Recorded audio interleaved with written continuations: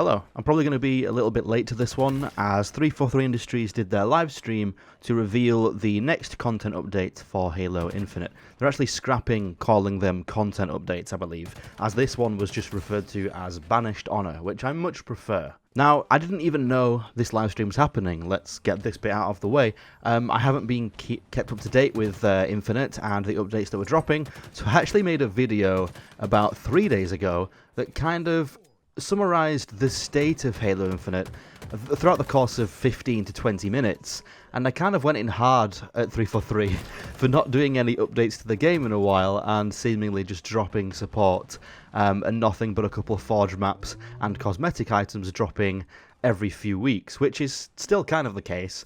And I think that video at the time was warranted. However, I have decided to just scrap it, and we will talk about the content update instead. So, what was shown? Well, the biggest one is probably going to be the exchange, and this was discussed, I believe previously. There were some rumours about when it would drop. The exchange is a place where you can redeem Spartan points for cosmetics, so no longer do you only get them through paying. You can now play the game to earn Spartan points and redeem items such as emblems, weapon skins, armor coatings, helmet attachments, etc. through the exchange. I believe that the Operation Passes will net you 15,000 Spartan points as well, which is pretty good. You might hear the number 15,000 and think, wow, that's huge. However, when you look at the prices that they are putting on some of these cosmetics through the exchange, you will quickly realize that 15,000 isn't many points. Because there is a single item, which is an armor coating, which is mediocre at best, for 30,000, meaning you would need to complete 2 operation passes just to get 1 cosmetic. So although we've added this new system into the game, I think we have, as usual, gone 3 steps forward and 43 steps back by making the things in there pretty hard to obtain. Now, this is obviously done on purpose to make sure that players have higher attention rates and keep playing the game, but it's just not gonna happen. Like, people already don't really want to play the game. I think if people who, especially people who are new or people who are returning, load up and see that they have to grind the game for an entire month just to unlock 1 or 2 things, they're probably not going to be too happy about that, and they'll just go back to whatever they were playing before. However, if you could play the game for a week and unlock those things, I think that's much more reasonable. A good way of going about it might simply be to slash the current prices in half, as then your 15,000 you earn from the pass would be equivalent to the 1 armor coating that we see as the, the featured item. Maybe that could be a way to do it, but I highly doubt they'd go for that. Moving on, the next biggest thing, probably the 2 forge canvases. Personally, I'm not a forge guy myself. It's just too complex now for me. Used to forge back in Halo, Halo 3, Halo Reach, a little bit of Halo 5, but then Infinite was really complex and I just didn't learn it. However, I know there's a big forge community, and this update will be quite big for them because it finally brings in the Flood palette and also an Alien Planet palette as well. Seems to be quite a few objects in there. The Flood one is especially very cool. And there's like flood spores and things that kind of breathe and burst and drip and all those gory, gooey, horrible looking things that you'd want to use and utilize in a flood themed map.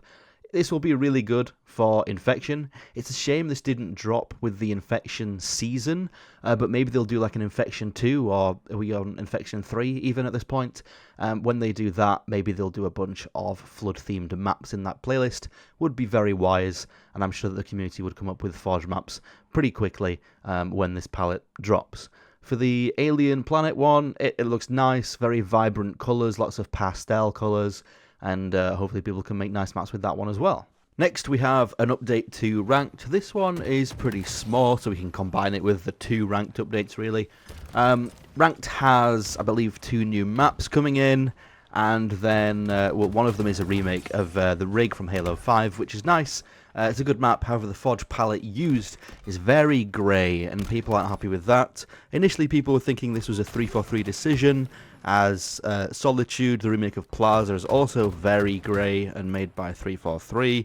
People thinking they just don't have any, eye for design and colour. But it was revealed that the forger who made this was not part of 343, and is actually you know, his decision to go with this theme, as he was inspired by trying to combine the rig and Lockout from Halo 2. And the map does that, you know, it gets across the goal. However, yeah, I do think they're a bit bland.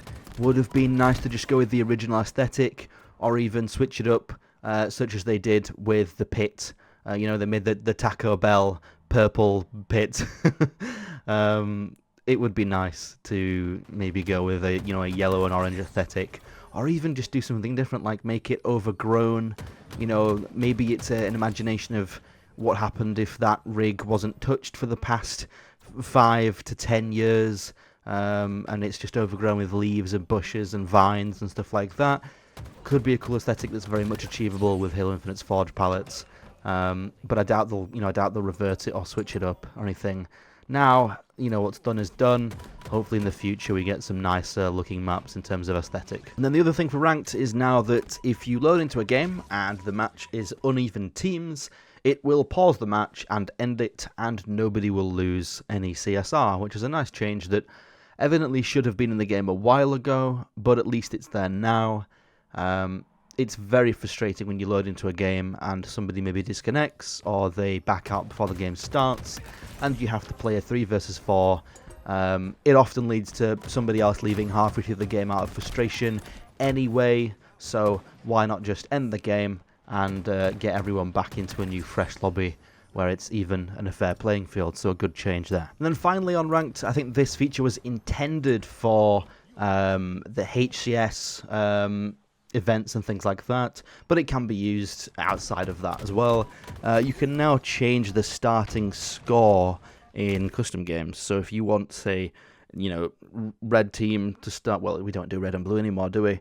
If we want, what is it, Cobra to start with 21 kills out of 50 because there was a disconnect or something halfway through a match, you can do that now. Or if you want to sport your friend, you know, 5 kills out of a match of 15 to win, you can do that. You know, if they're not as skilled as you and you want to try and level the playing field a bit, you can do stuff like that, which is very cool.